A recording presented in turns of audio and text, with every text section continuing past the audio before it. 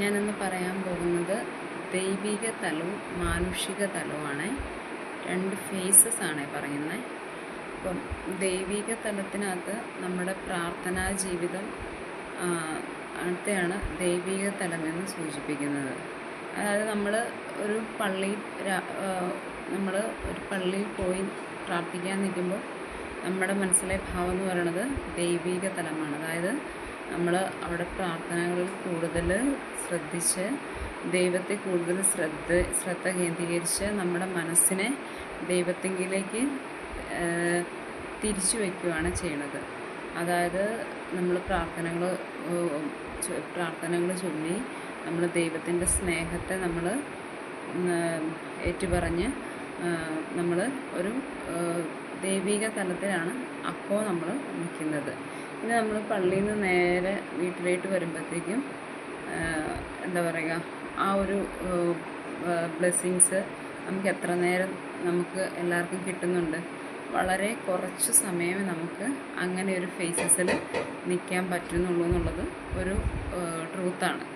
അതായത് ഈ ദൈവിക തലവും മാനുഷിക തലവും അതെപ്പോഴും ചേഞ്ചസ് ആയിട്ടിരിക്കും. അതായത് നമ്മൾ ദൈവിക തലത്തിൽ നമ്മൾ ദൈവത്തിൻ്റെ കൂടെ നമ്മളായിരിക്കുന്ന സമയത്ത് നമ്മളുടെ മനസ്സും നമ്മളുടെ ചിന്തകളും എല്ലാം നമ്മൾ ദൈവത്തെങ്കിലേക്ക് സമർപ്പിച്ച് ദൈവത്തോട് ചേർന്നിരിക്കുന്നതിനെയാണ് ദൈവിക തലം എന്ന് പറയുന്നത്. പക്ഷേ നമ്മളിൽ ഏറ്റവും കണ്ടുവരുന്ന ഫേസ് ഏതാ? മാനുഷിക തലം. അതായത് മനുഷ്യൻ്റേതായ ബലഹീനതകളാണ് എപ്പോഴും നമ്മളിൽ കൂടുതലായിട്ടും എടുത്തു കാണുന്നത്. മനുഷ്യൻ്റെ ബലഹീനതകൾ എപ്പോഴും തന്നെ അത് തന്നെയാണ് നമ്മുടെ കൂടുതൽ സമയവും നമ്മളെ പ്രതിഫലിക്കുന്നത് മാനുഷിക തലങ്ങളാണ്. അതായത് നമ്മൾ വളരെ ഭക്തിയോടുകൂടി കുർബാനയിൽ പങ്കെടുത്ത് പ്രാർത്ഥിച്ച് നമ്മുടെ വിശ്വാസമൊക്കെ ഏറ്റുപറഞ്ഞ് നമ്മൾ പോണ വഴിക്ക് പെട്ടെന്നൊരു നമ്മുടെ നേരെ ഒരു ആരെങ്കിലും ഒരു ചീത്ത വിളിച്ചിട്ട് നമ്മൾ ദൈവിക തലത്തിലായിരിക്കുമോ പ്രതികരിക്കുന്നത്? അവരോട് ക്ഷമിക്കുമോ? അല്ലെങ്കിൽ അങ്ങനെ ഒരു ആറ്റിറ്റ്യൂഡ് ആയിരിക്കില്ലല്ലോ. പെട്ടെന്നൊരു എന്തെങ്കിലും ഒരു പ്രശ്നങ്ങൾ ഉണ്ടാകുമ്പോഴത്തേക്കും നമ്മുടെ ഭാവം എന്ന് പറയുന്നത് അതാണ്.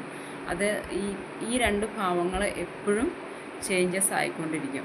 അപ്പോൾ ദൈവിക തലത്തിൽ നമ്മൾ ആയിരിക്കുന്ന സമയത്ത് ദൈവം പ്രസാദിക്കുന്ന ഇതിലുള്ള പ്രാർത്ഥനകളും അതാണ് കൂടുതൽ മനുഷ്യരിലും നമ്മൾ ആ ഒരു ഫേസസിലാണ്. അങ്ങനെയാണ് ശരിക്കും അത് മുന്നോട്ട് കൊണ്ടുപോകുന്നത്. ഇനി അതിനോട് റിലേറ്റഡ് ആയിട്ട് വേറൊരു